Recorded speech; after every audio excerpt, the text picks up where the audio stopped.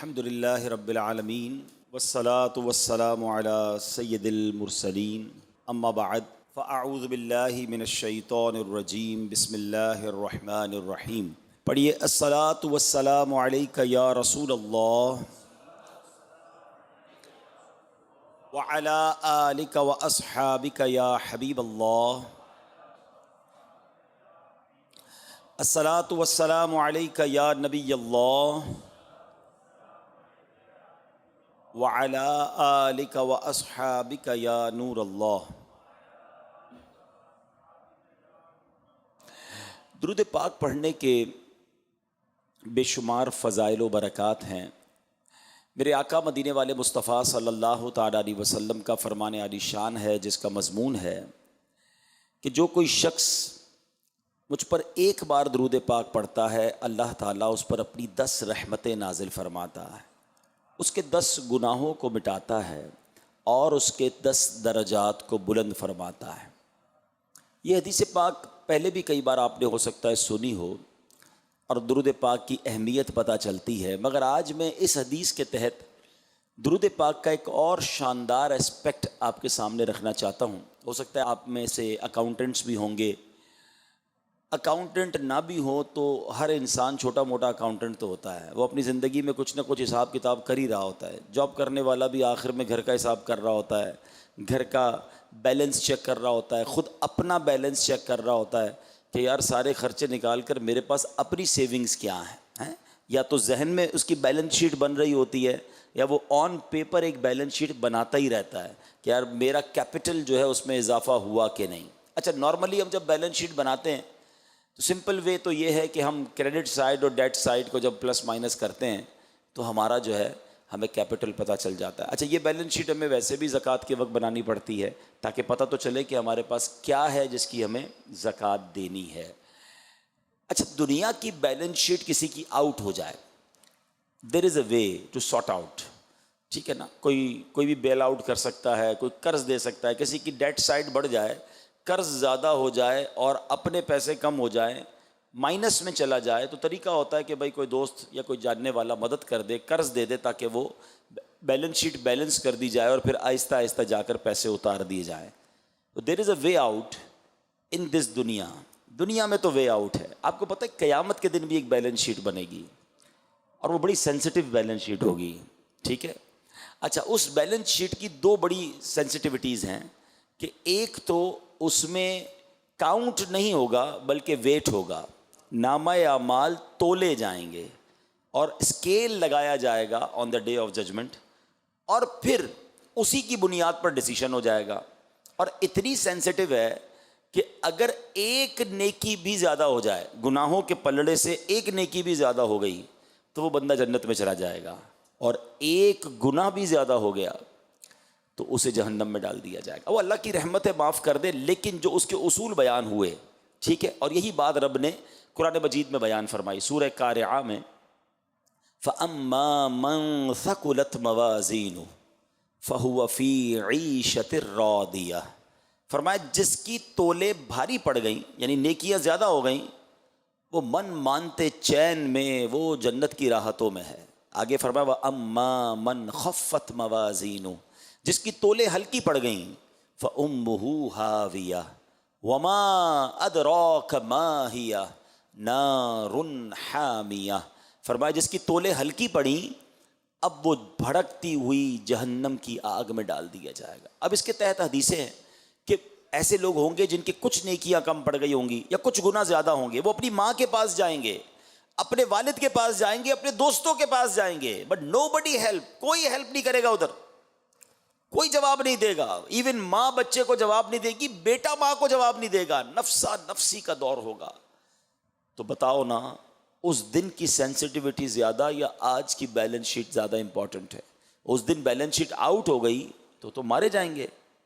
اچھا، ادھر کوئی کسی کو نیکی نہیں دے گا، گناہ نہیں لے گا، ہم جائیں گے کدھر؟ اچھا، تھوڑی دیر کے لیے ایک سینیریو ذہن میں بناتے ہیں کہ میزان عمل لگا ہوا ہے اور ایک ایسا بندہ ہے جس کا صرف ایک گناہ زیادہ ہے، وزن میں ایک گناہ زیادہ ہے، اگر وہ ایک گناہ کم ہو جائے تو وہ جنت میں چلا جائے، یا ایک نیکی کم ہے وہ اسے مل جائے تو وہ جنت میں چلا جائے گا۔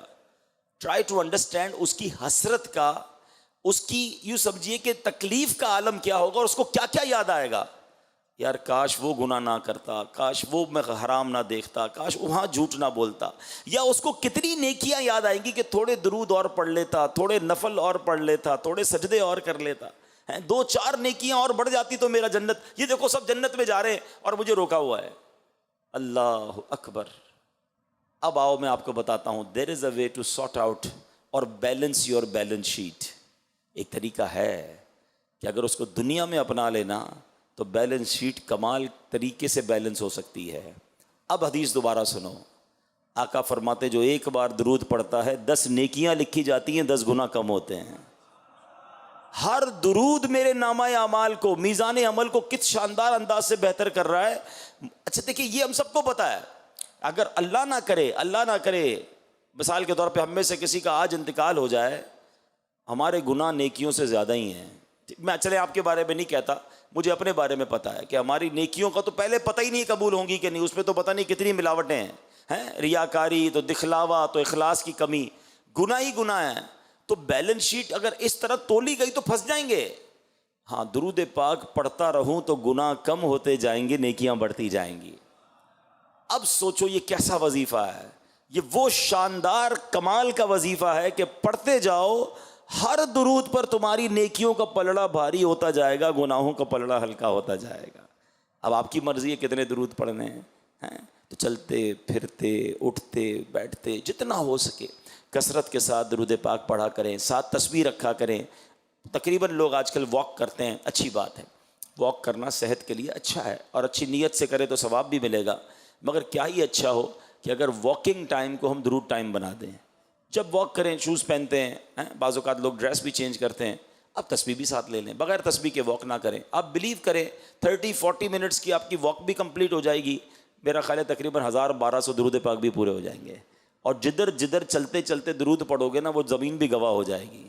تو اور کیا چاہیے. تو جتنا ہو سکے آپ اپنا ٹائم نکالیں اور درود پاک پڑھیں. آئیے محبت کے ساتھ باواز بلند درود پاک پڑھیں. صلو علی الحبیب صلی اللہ تعالی علی محمد صلی اللہ علیہ وسلم. اسلامی مہینے کا، اسلامی کیلنڈر کا آخری مہینہ ذوالحجہ، پہلا مہینہ محرم الحرام، یہ دونوں مہینے ہمیں کیا پیغام دیتے ہیں؟ The message of last month and the first month, دونوں کا پیغام قربانی ہے.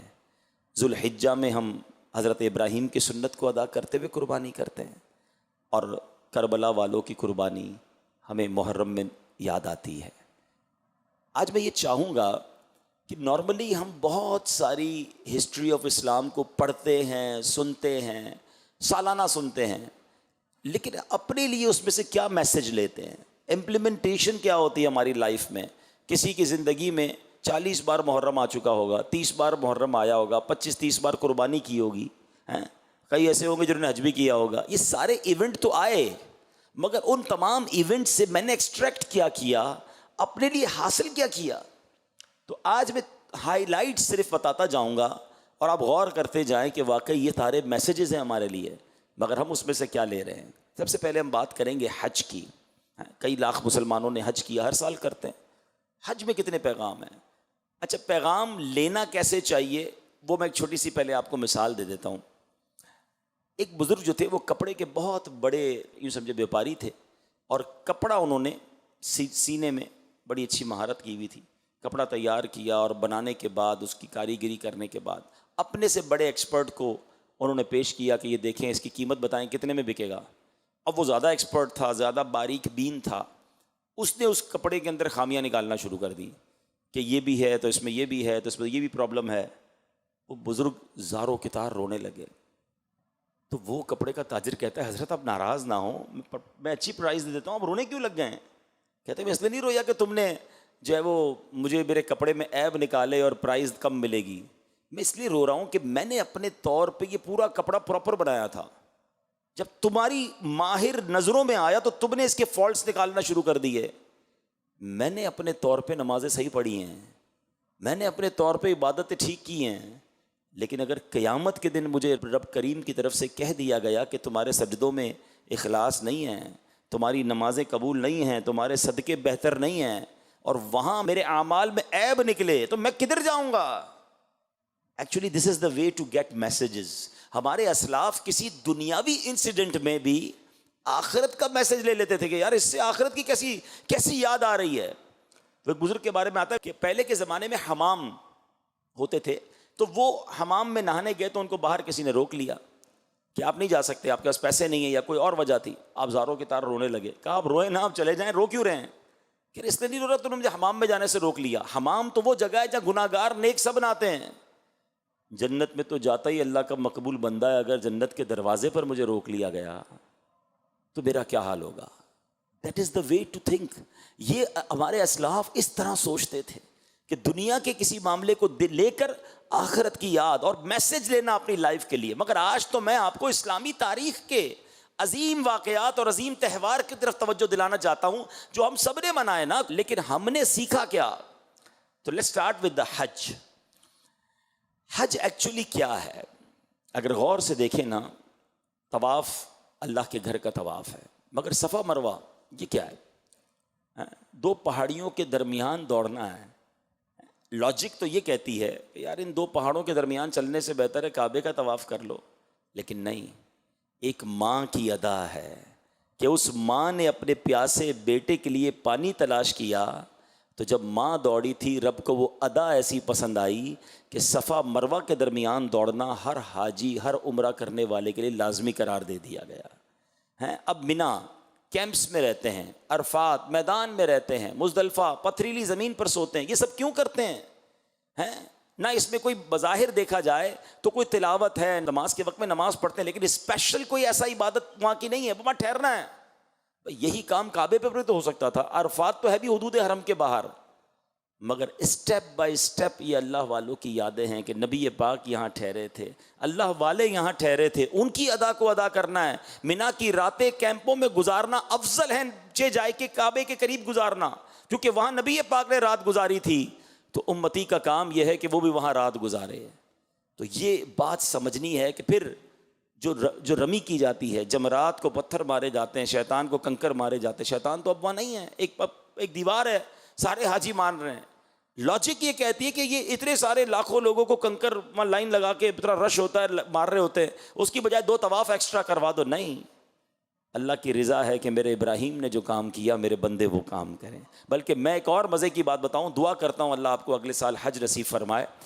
میں نے اب تک جتنا پڑھا ہے, میرا مطالعہ بہت تھوڑا ہے, آپ بھی کسی مفتی صاحب سے, عالم صاحب سے پوچھیے گا, جتنے نیک اعمال ہیں ان کے فضائل میں نے اب تک 2 ہی اعمال ایسے پڑھے ہیں کہ جن کو کرنے سے کبیرہ گناہ کی معافی کا اعلان ہے. ہر جمرے کو رمی کرنے پر, ہر رمی کرنے پر ایک کبیرہ گناہ معاف ہو جاتا ہے. اور ایک اور کام ہے جو آپ آسانی سے چاہیں تو ہر ہفتے میں کئی بار اپنے محلوں میں کر سکتے ہیں, کہ جنازے کو جو کاندھا دیتا ہے نا, ہر قدم پر ایک کبیرہ گناہ معاف ہوتا ہے. ہمارے یہاں کاندھا نہیں دیتے لوگ, اللہ اکبر, یقین کریں لالچ ہونی چاہیے کہ یار جنازہ ہوا ہے, چلو جنازہ پڑھوں, 40 قدم میں بھی سنت ادا کر لوں, 40 کبیرہ گناہ معاف ہو جائیں گے انشاءاللہ. تو یہ مواقع ہوتے ہیں کہ نیکی کدھر سے ملے گی. میں نے ابھی بتایا بیلنس شیٹ سیٹ کرنی ہے. ہاں, یہ کبیرہ گناہ جو معاف کروانے والے اعمال ہیں اس کو تو ڈھونڈ کے کیا کرو اور آگے بڑھ کے کیا کرو. بہرحال اب دوبارہ آتے ہیں تو اب یہ تمام چیزیں کیا بتا رہی ہیں؟ صفا مروہ کی سعی, جمرات کی رمی, منا عرفات میں, یہ سب یہ بتاتا ہے کہ اللہ کی بارگاہ میں مقبول یہ ہے کہ اللہ والوں کی یاد منائی جائے. کوئی پراپر حج کو سمجھے نا تو اس کو پھر یہ بات کبھی بھی کنفیوز نہیں کرے گی کہ اولیاء کرام کی یاد کیوں مناتے ہیں, عرس کیوں مناتے ہیں, ان کا ذکر کیوں کرتے ہیں, سالانہ دن کیوں مناتے ہیں. ارے بھائی, اگر اللہ والوں کی یاد نہ منانا ہوتا اور یہ درست نہ ہوتا تو پھر اتنے سارے حج کے اعمال کیا ہیں؟ سارے کے سارے اللہ والوں کی یاد ہے. اللہ کی عبادت تو طواف میں ہو رہی ہے, لیکن رب نے اس کو بھی اپنی عبادت قرار دے دیا. ان الصفا والمروہ من شعائر اللہ, اللہ نے صفا مروہ کی پہاڑی کو اپنی نشانیوں میں سے نشانی قرار دے دیا, کیونکہ بی بی ہاجرہ دوڑی تھیں. تو بہرحال میرے پیارے اسلامی بھائیوں, پہلا میسج حج سے یہ ملتا ہے کہ حج اللہ والوں کی یاد ہے, اور اللہ والوں کی یاد منانا یہ اللہ کی بارگاہ میں بڑا مقبول عمل ہے. پھر آگے چلیں تو جو یہ احرام ہے نا, اللہ کرے آپ کو اور مجھے بار بار پہننا نصیب ہو, بلیو کریں اس کی کیفیت ہی اور ہے. لیکن جب احرام پہنتا ہے نا انسان, تو امام غزالی نے لکھا کہ وہ احرام پہنے تو اپنے کفن کو یاد کرے کہ ایک وقت آئے گا سارا لباس اتار کر کفن پہنایا جائے گا. حج کو جائے, سفر پر جائے تو اس سفر کو یاد کرے کہ ایک بار مجھے گھر سے جنازے کی صورت میں لے کر جایا جائے گا, گھر بار, کاروبار, فیملی سب پیچھے, اور میں قبر میں چلا جاؤں گا. جس طرح حج کو گیا ہے, احرام پہن کر گیا ہے, سمجھ لے ایک دن آئے گا جب کفن پہن کے گھر سے نکلوں گا. ایک اور بات امام غزالی لکھتے ہیں, کعبے کا دیدار کرے تو غلاف کعبہ پکڑ کر یہ اپنے آپ کو احساس دلائے, آج کعبے سے ملاقات کے لیے آیا ہوں, ایک دن آئے گا جب رب کی ملاقات کے لیے حاضر ہوں گا. Actually every step have message. ٹھیک ہے, اچھا پھر آگے چلتے ہیں. اسی آپ میں ہم میں سے کئی لوگوں نے حج نہیں کیا, لیکن قربانی ہم میں سے بہت سو نے کی ہوگی, یا کہیں نہ کہیں اس معاملات سے ہم ان ٹچ رہے ہوں گے. یہ قربانی دراصل کیا ہے؟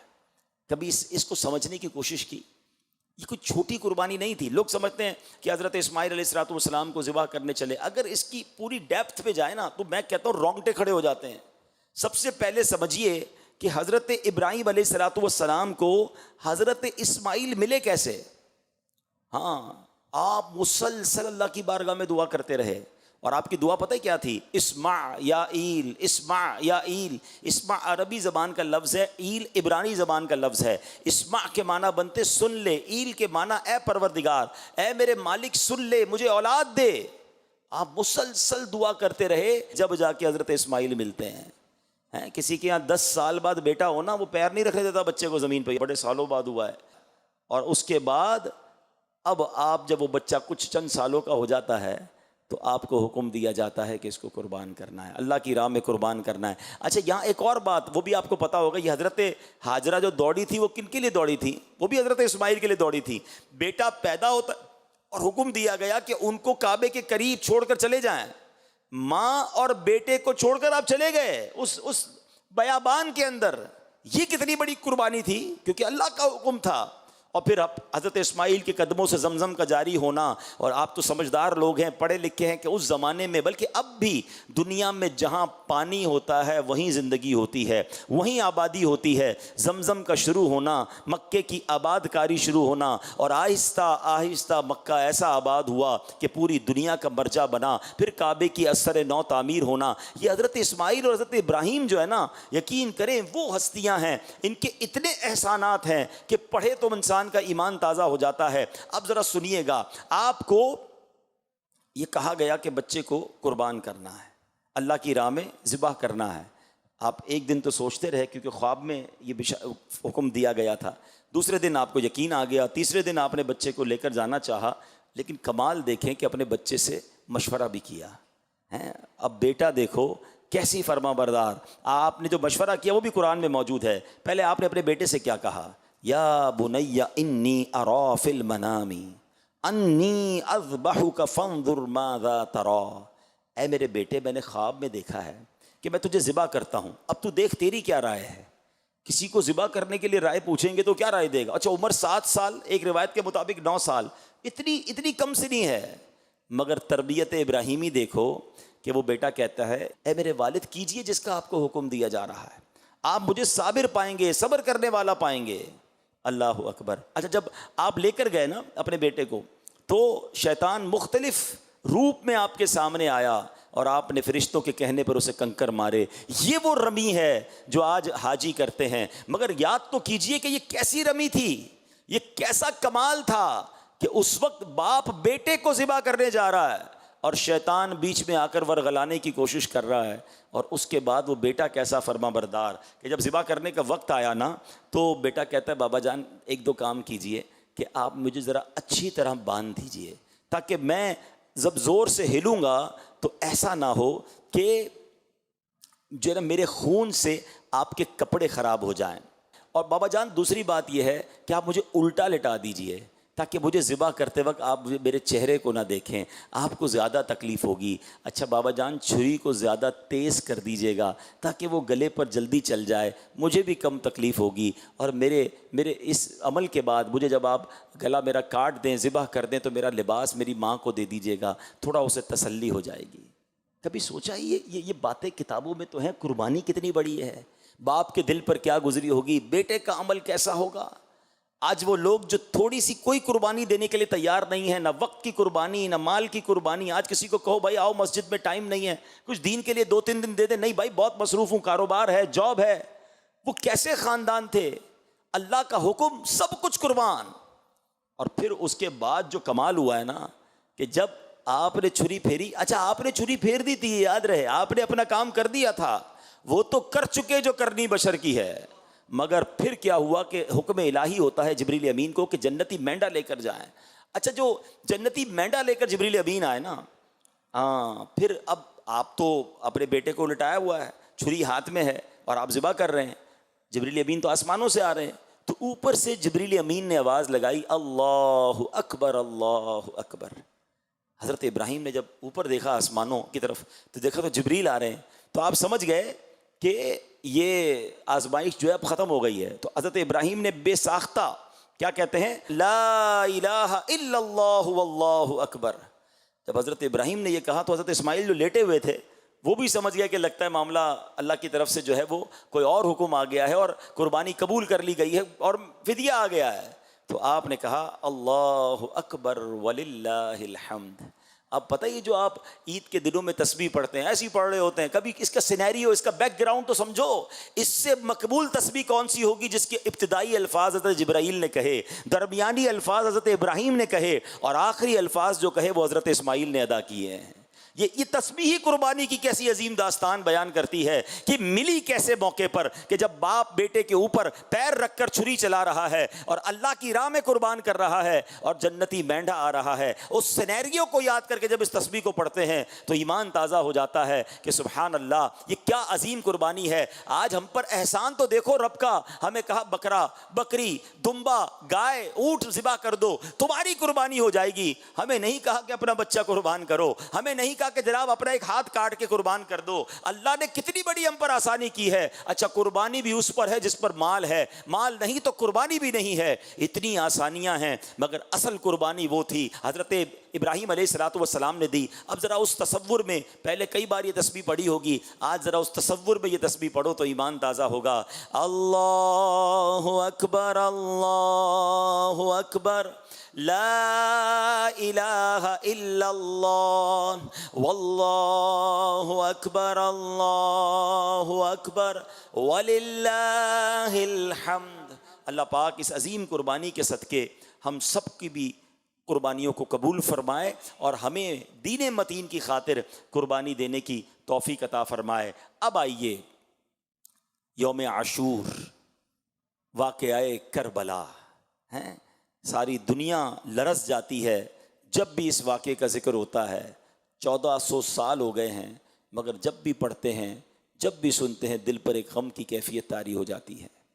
اب تھوڑا سا میں چاہوں گا کہ ہائی لائٹس کے طور پر پوائنٹس وائز آپ کو سمجھاتا جاؤں کہ واقعہ کربلا میں ہمارے لیے کیا کیا میسج ہیں. سب سے پہلے یہ واقعہ کربلا ہوا کیوں، what is the reason behind this.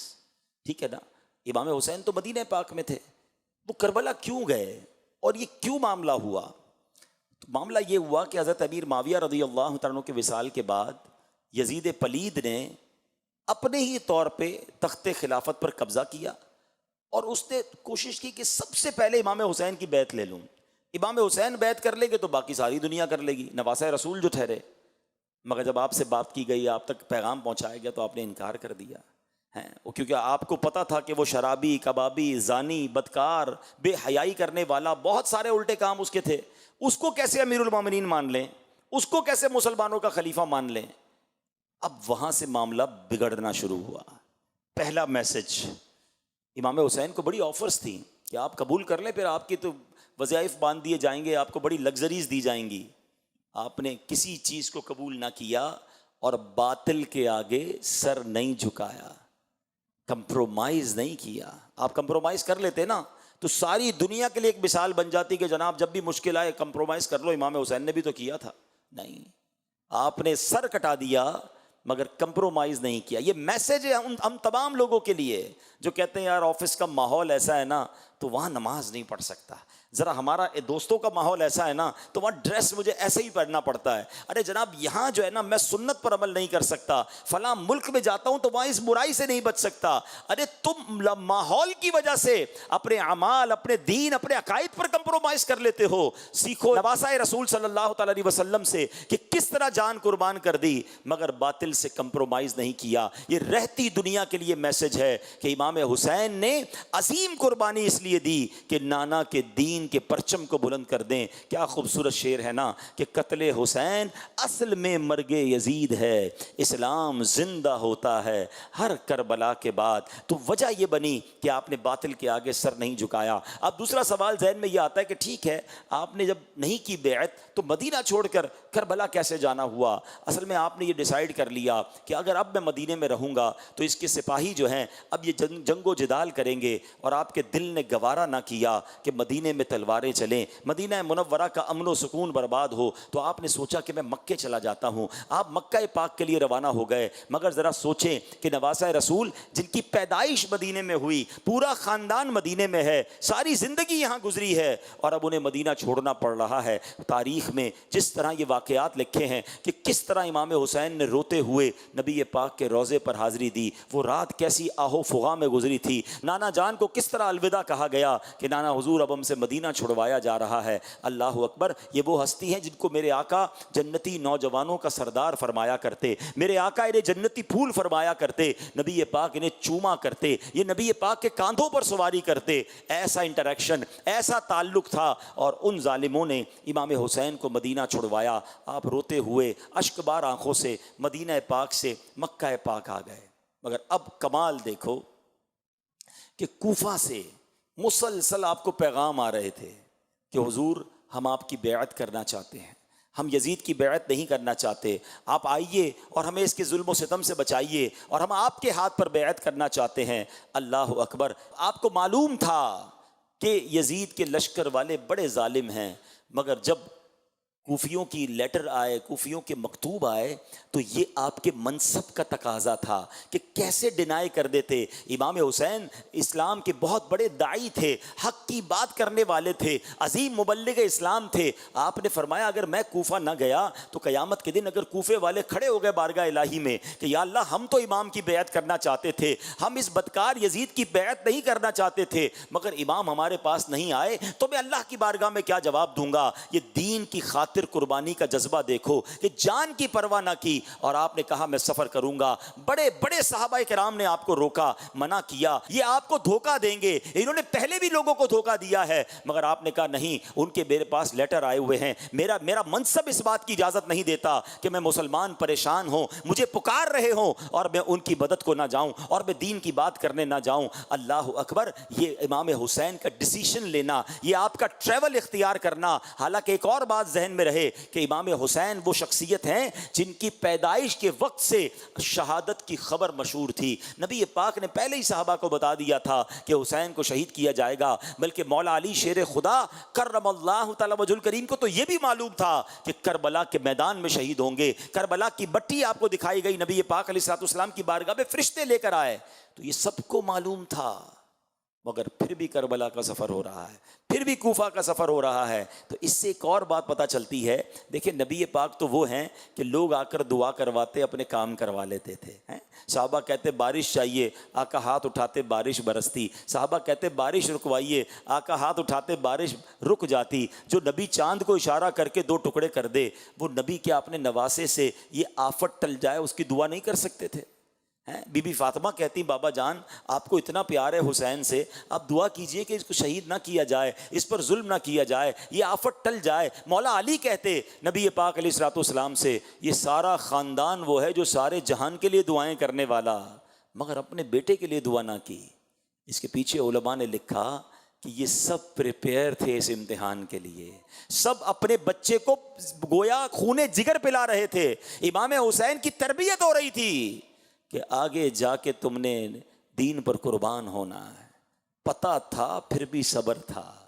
ہمارا حال کیا ہے؟ اللہ اکبر. یہ بہت کمال کا میسج ہے اگر ہم سمجھیں کہ انہیں معلوم تھا کہ اتنی بڑی آزمائش ہونے والی ہے، پھر بھی شکوہ نہیں ہے، پھر بھی جناب اللہ کی بارگاہ میں کوئی کمپلین نہیں ہے، زباں پر شکوہ رنج و الم لایا نہیں کرتے، نبی کے نام لیوا غم سے گھبرایا نہیں کرتے. بہت سارے اس میں تو پیغام ملتے ہیں نا. لوگ آج کل عجیب عجیب باتیں کرتے ہیں کہ یار میں تو نماز بھی پڑھتا ہوں، روزے بھی رکھتا ہوں، صدقہ بھی دیتا ہوں، میرے مسئلے ہی حل نہیں ہوتے، میری پریشانی دور نہیں ہوتی، پتہ نہیں میرا کیا قصور ہے. ارے اللہ کے بندو، اول تو یہ کہنا نہیں چاہیے میرا کیا قصور ہے، ہم تو ہیں ہی قصوروار. لیکن اگر کسی نیک شخصیت پر واقعی آزمائش آ رہی ہے تو مجھے بتاؤ نا، کربلا والوں سے زیادہ نیک کون تھا؟ انہیں بھی تو امتحان آیا نا، اور وہ امتحان میں کامیاب ہوئے. اور آج ہم چھوٹی سی آزمائش پر شکوے، شکایات، کمپلین نہ کریں. ایسا امیر اہل سنت بڑا پیارا میسج دیتے ہیں، فرماتے ہیں پیارے مبلغ معمولی سی مشکل پہ تو گھبراتا ہے، پیارے مبلغ معمولی سی مشکل پہ تو گھبراتا ہے، دیکھ حسین نے دین کی خاطر سارا گھر قربان کیا. امام حسین نے تو پورا گھر قربان کر دیا نا. اچھا پھر کیا ہوا؟ آپ مدینے سے مکے آ گئے اور آپ نے مزید کنفرمیشن کے لیے حضرت مسلم بن عقیل کو بھیجا. وہ وہاں گئے تو کوفے والوں نے ہزاروں کی تعداد میں آپ کی بیعت کر لی، اور انہوں نے لیٹر لکھ دیا کہ حضور یہاں تو معاملات بہت اچھے ہیں، ہزاروں لوگ میرے ہاتھ پر بیعت کر چکے ہیں، آپ آئیے، وہ آپ کا انتظار کر رہے ہیں.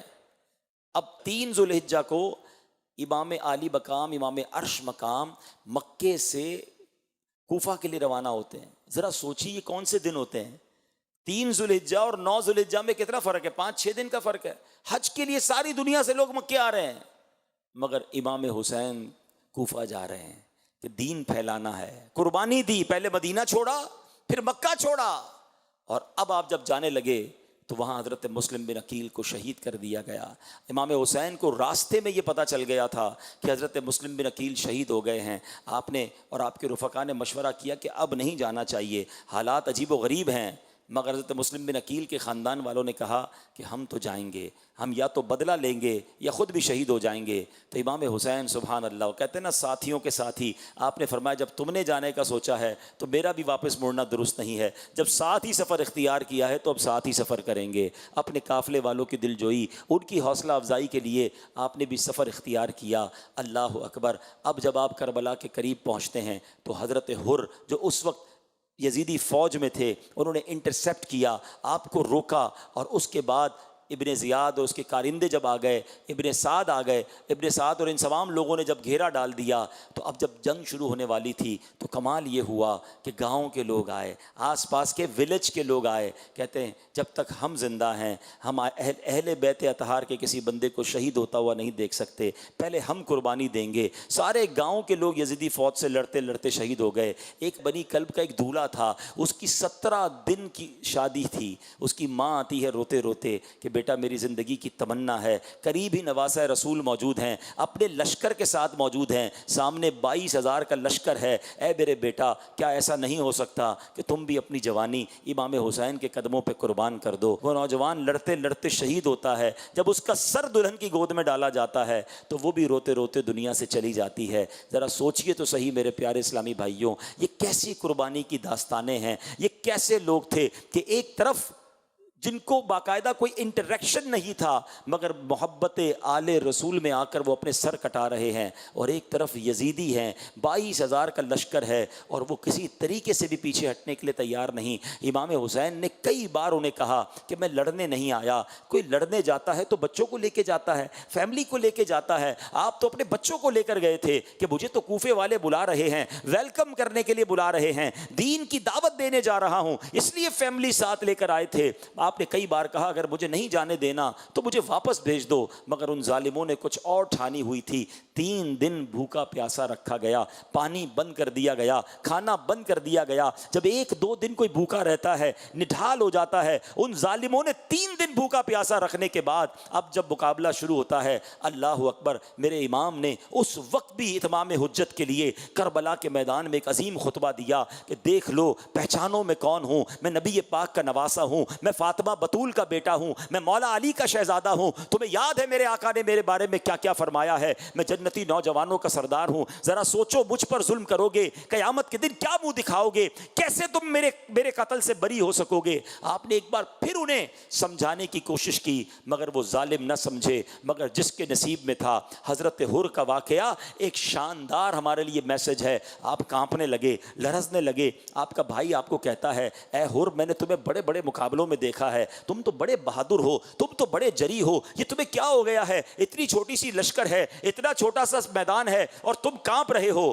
اللہ اکبر۔ حضرت حر کہتے ہیں کہ میں ایسا لگتا ہے کہ جنت اور دوزخ کے درمیان کھڑا ہوں، دنیا مجھے کھینچ رہی ہے جہنم کی طرف، مگر سامنے مجھے نواسہ رسول کے قدموں میں جنت نظر آ رہی ہے۔ میں ان دونوں کے درمیان لرز رہا ہوں کہ کہیں میری زندگی تباہ و برباد نہ ہو جائے، میں نواسہ رسول سے کیسے لڑائی کر سکتا ہوں۔ ایمان کی رمق دل میں موجود تھی۔ ادھر امام حسین نے اعلان کیا کون ہے جو ہمارے نام پر اپنی جان قربان کرے۔ بس یہ سننا تھا کہ حضرت حر نے اپنا گھوڑا دوڑایا، یزیدی فوج سے نکلے اور حسینی فوج میں جا ملے، اور وہاں جا کر پھر آپ نے امام حسین کے قدموں پر لڑتے لڑتے یزیدیوں کے ساتھ اپنی جان قربان کی۔ یہ ایک لمحے کا ڈیسیشن، کروشل ڈیسیشن، یہ ہمیں بہت کچھ بتاتا ہے۔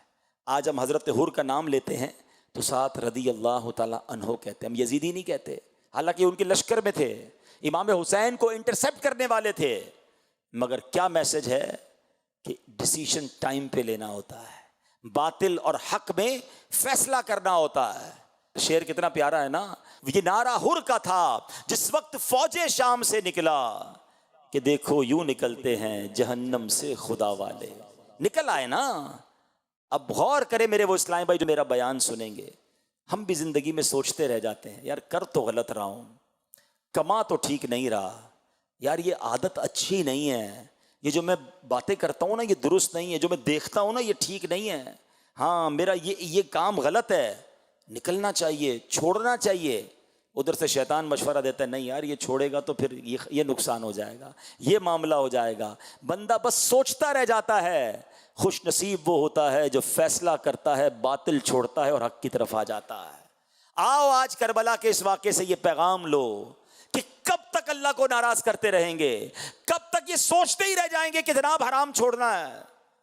ہر اسلامی بھائی کو معلوم ہے جتنے یہاں بیٹھے ہیں، مجھے کسی کو بتانے کی حاجت نہیں، جو جھوٹ بولتا ہے، جو حرام دیکھتا ہے، جو حرام سنتا ہے، جو حرام کماتا ہے، جو حرام فعل میں مبتلا ہے، اسے معلوم ہے، مگر وہ ڈبل مائنڈڈ ہوتا ہے، وہ سوچتا رہ جاتا ہے، وہ عمل نہیں کرتا۔